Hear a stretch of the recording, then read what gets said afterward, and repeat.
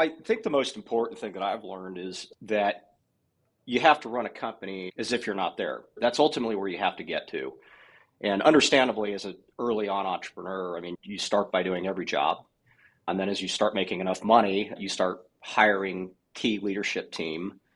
And the best advice I ever received was if your company can't function without you, then you don't have a scalable company.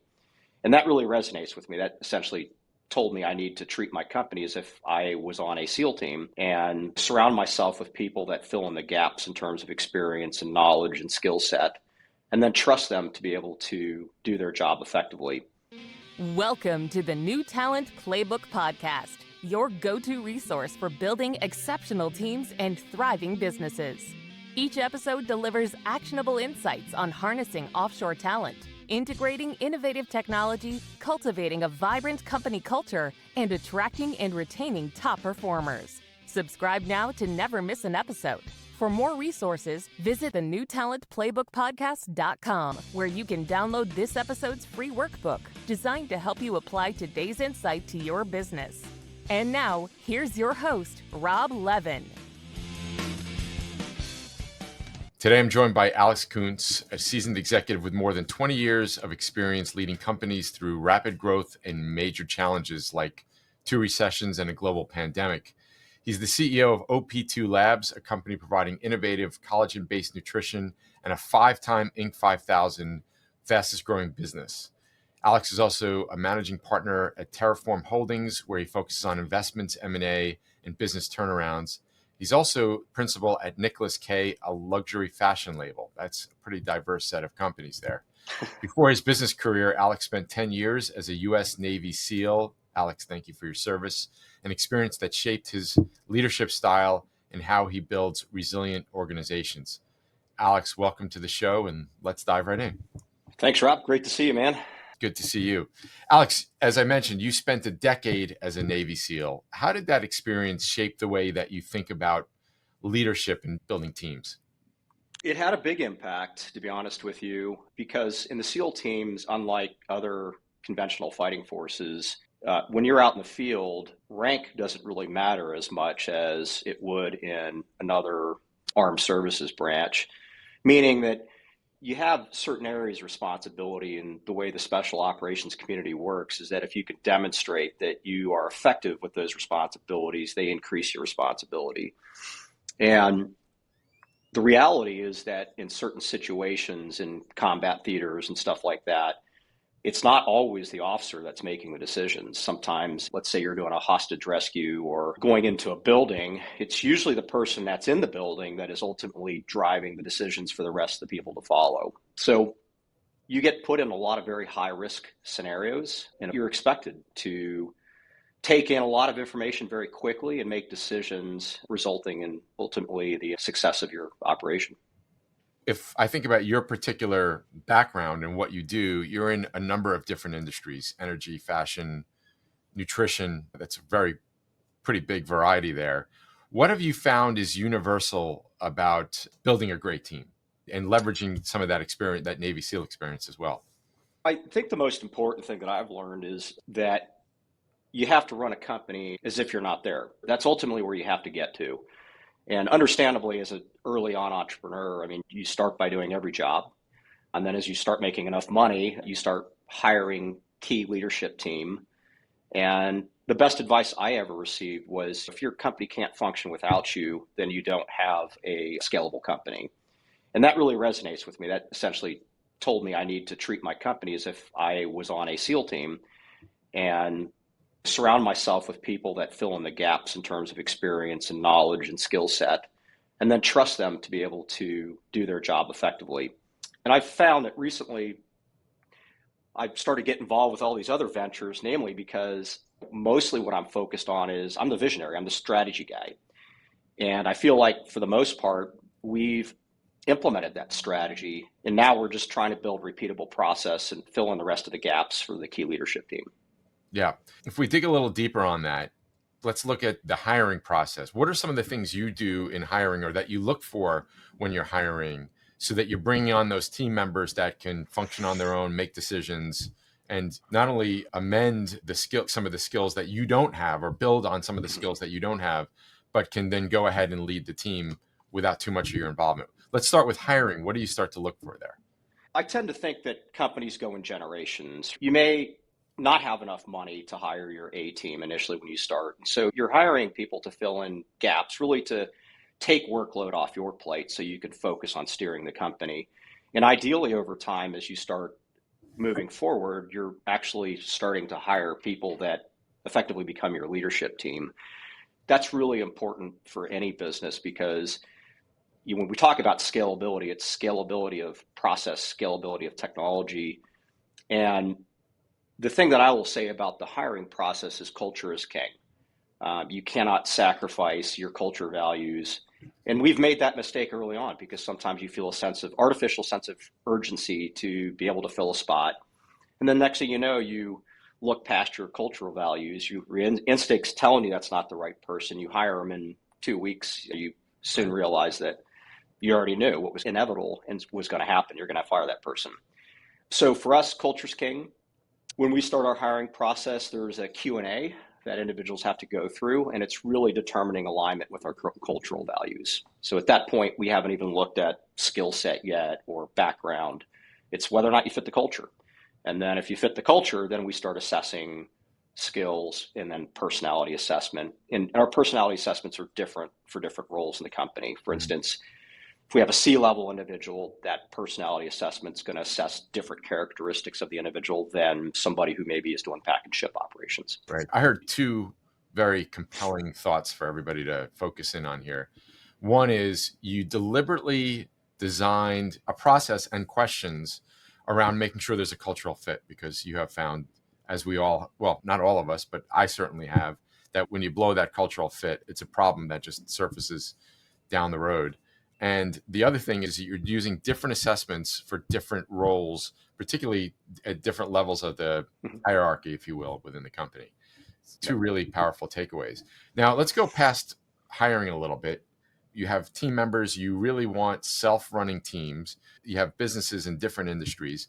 What are some of the things you do on the performance side, whether it's employee reviews or KPIs? I'm particularly very curious, having known you for a few years, where does that Navy SEAL experience, which is the best of the best in the world, come into play when it comes to performance management in your businesses?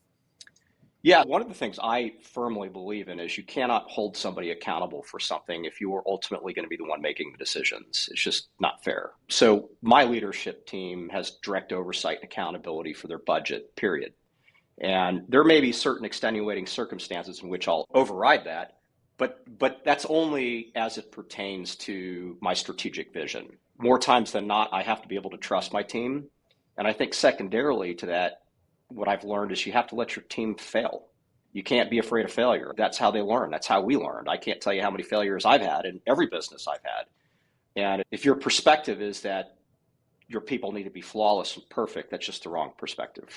Yeah. So let's unpack that for a second. What does that look like? Whether you want to give an example or not, but what does that look like, letting your team fail? Does that mean not stepping in? Does that mean letting them kind of run their own experiment, which is a lot of businesses just running a series of experiments? What does that mean in reality for your businesses and your teams? Yeah. So typically what we do is we have a somewhat traditional onboarding process, which, is training. A lot of it's cultural values, reinforcing cultural values. And then what I'll typically do is just hands off. I won't even meet with the individuals for about 2 months. I'll just let them get accustomed to their job, their responsibilities, and let them do it. And if they have questions, come to me and ask questions, but don't be afraid of failure. And the feedback I've received from my team is that that's one of the things they love about our culture, is that I'm not afraid to let you fail. Because like on the SEAL teams, many people don't realize when we actually conduct an operation, we rehearse that operation potentially 100 times. And the reality is the circumstances in the field change. And so while you might have rehearsed it, inevitably there's going to be something that just doesn't work the way you expect it to. And you have to be able to be resilient. You have to be adaptable, and you have to have perseverance. Gotcha. Yeah. Thanks for that.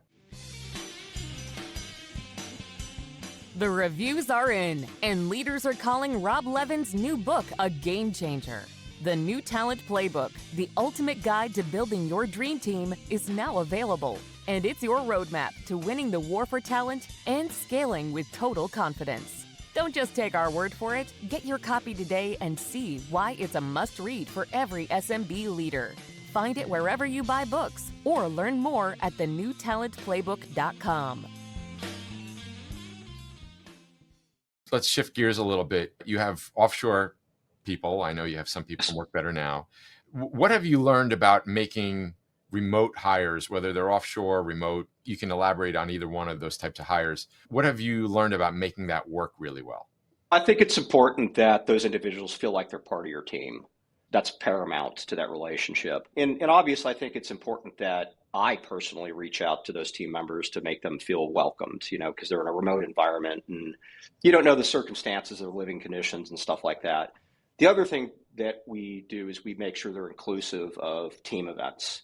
Well, typically, if they're overseas, we'll fly them into our team events and have them be part of that. But it's inclusivity too. It's just making them feel like they're part of the team and not just a worker. Yeah, there's a theme I'm catching from here, which is you're just very deliberate about this. Because as you're saying these things, they almost sound like common sense, yet a lot of people don't do it. Yeah. And it's because you're just being very deliberate. You're being very deliberate on hiring for the cultural fit, how you manage your teams, and in this case of remote and or offshore people, just being deliberate about making them feel like they're a part of the team, which doesn't sound like a big deal, but it's a really big deal.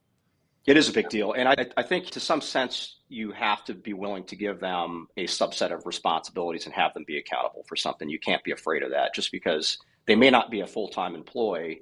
Ultimately, having somebody feel engaged and be part of the team is giving them the ability to be able to make decisions. And maybe those decisions are smaller up front, but as they begin to build that trust, you build that trust in them, you start giving them more responsibility. And it may go from task-driven activities to now, hey, listen, I want you to sit back and strategize about this and tell me what the future looks like. Yeah, I'm the same way. It's just about building trust up at the beginning, letting them feel comfortable, and then you feeling comfortable with them because you don't have that in-person interaction where the comfort comes a little quicker, I think, and the trust comes a little quicker. Yeah, that's a great point. Alex, OP2 Labs has made the Inc. 5000 5 times, maybe more, because this might be a little old, but 5 times is a lot through recessions, pandemic, et cetera. What do you think has driven that success? Because that success over 5 years of significant growth, that's not an easy thing to do. What do you think has been the key to driving that success? I think it comes down to one word, it's adaptability. You have to adapt to the circumstances around you. You can't fall victim to them. And a great example is the restaurant industry. The restaurant industry was, you were either going out of business or you're going to survive. And those that survived converted their businesses from in-place dining to delivery services. And actually, believe it or not, a lot of those restaurants are doing very well, and all they're doing is delivery services. Yeah. So you can't just continue to run your company as you've always run it, just like a SEAL team mission. You got to be adaptable to the things around you, and you can't be afraid of making decisions because ultimately it could be the success or failure of your company. So we adapted with COVID. Our medical side of the business was probably generating more revenue than our human performance side. But we realized when we started hearing that the government was shutting down nursing homes and all this stuff, that we were very quickly going to start losing a lot of business. So we stopped spending on that side and we reallocated our sales reps onto the human performance side because human performance kind of touches survival food and staying healthy. And that was a good decision. So despite the first year of COVID, when everything was locked down, we still grew, I think, 85% that year. And that's because we adapted.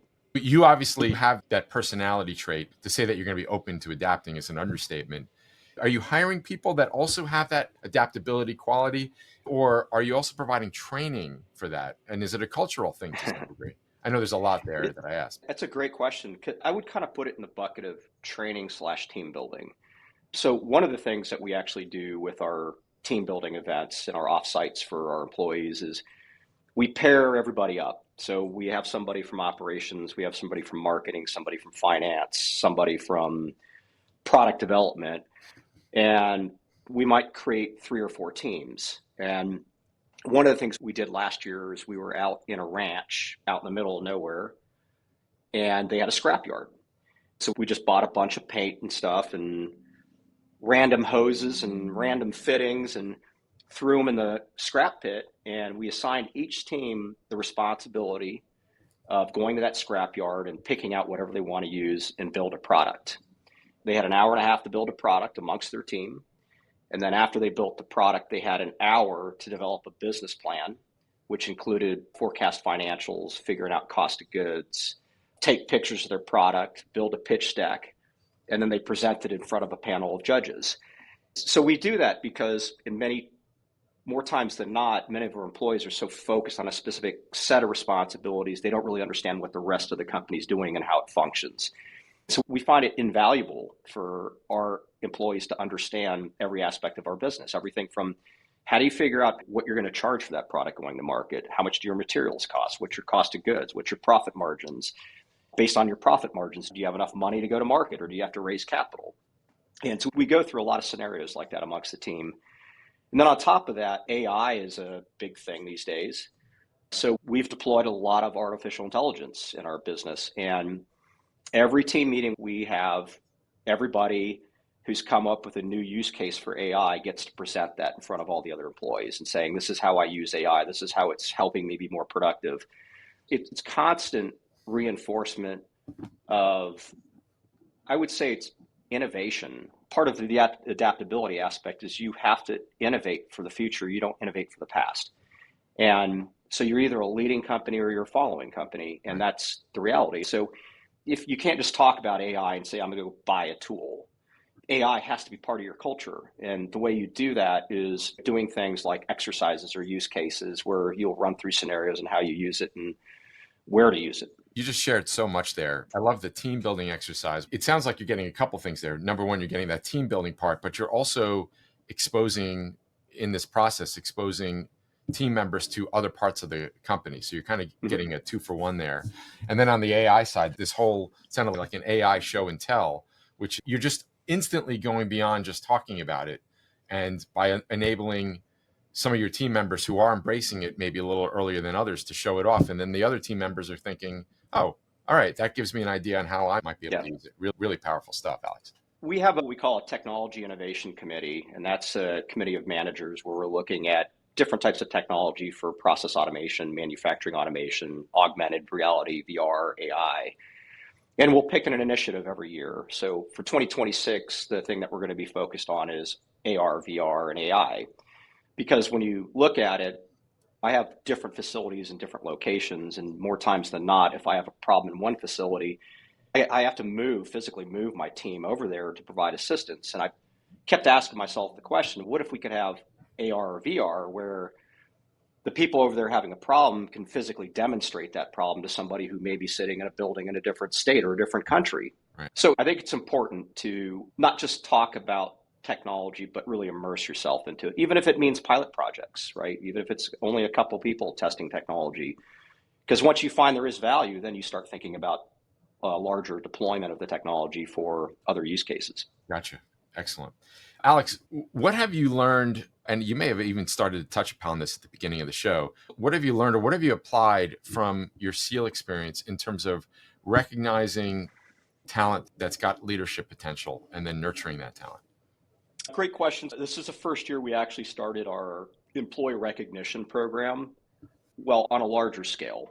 We always have certain types of employee recognition every year, bonuses and everything else. But this year we actually bought one of our employees a Tesla. And we have a whole bunch of criteria around why that employee got it. It's usually a voting mechanism where everybody gets the opportunity to say, hey, who here has really demonstrated exceptional work performance?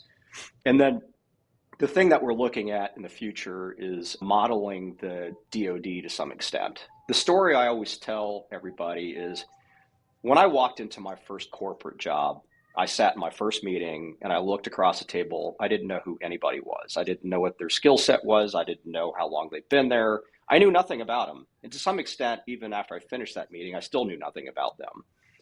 But I remember the first meeting I had at my first command at SEAL Team 1, and I walked into the room and everybody had their uniform on. And I could look across the room and I could see, based on the ribbons they were wearing, how many years they've been there, what they're an expert in, what they've been recognized for. And I said, why can't I do that in my companies? so that I have an employee meeting where 90% of the people never met each other, but they can look across the room and say, gosh, that guy is a marketing expert or he's a sales expert. Because more times than not, most people don't necessarily want to stay in the job they're in. So it makes you think about succession planning and how people move up in the organization. Well, why not put that in individuals' faces so they can say, well, I'm really interested in marketing, and I could see that individual is obviously very good at marketing. So I'm going to take the time to talk to that person and try to learn from them. Wow. So that's the environment we're trying to create. And the other thing that I'll share too is, unlike the corporate world, when I left the military, I remember I was handed 2 folders about that thick. One was my entire medical history, anything that had ever happened to me and what the treatment was. And 2 was my professional history, every bit of training, every performance review I've ever done, everything I've ever been recognized for. And that to me was pretty amazing. The fact that you're actually given these things that tell you what the past 10 years of your life look like. Mm-hmm. I've worked at 3 Fortune 250 corporations, everything from on the ground floor to an executive, and I've never seen anything like that. They talk about succession planning. They talk about moving up in the organization, but they have no formal process for doing that. It's just a buzzword, really. Right. That's a really cool idea. And you can be sure I'll be talking with Andrew about that. That's a really cool idea. Alex, thanks so much for sharing these insights with the audience here. Where can people find out more about you and about your businesses? Yeah, so www.op2labs.com. That is our company, and our brands are Frog Fuel and Protea Gold. Terrific. And I'm sure people can also find you on LinkedIn. We'll share that URL in the show notes. Alex, thanks again, and I'm looking forward to seeing you in person. Yeah, appreciate you, Rob. I'll see you soon. Thanks for listening. The New Talent Playbook podcast is brought to you by Work Better Now. Don't forget to review, subscribe, and download the workbook for this episode at the link below. If you'd like to connect with us, you can find us on LinkedIn at the New Talent Playbook Podcast or visit thenewtalentplaybookpodcast.com.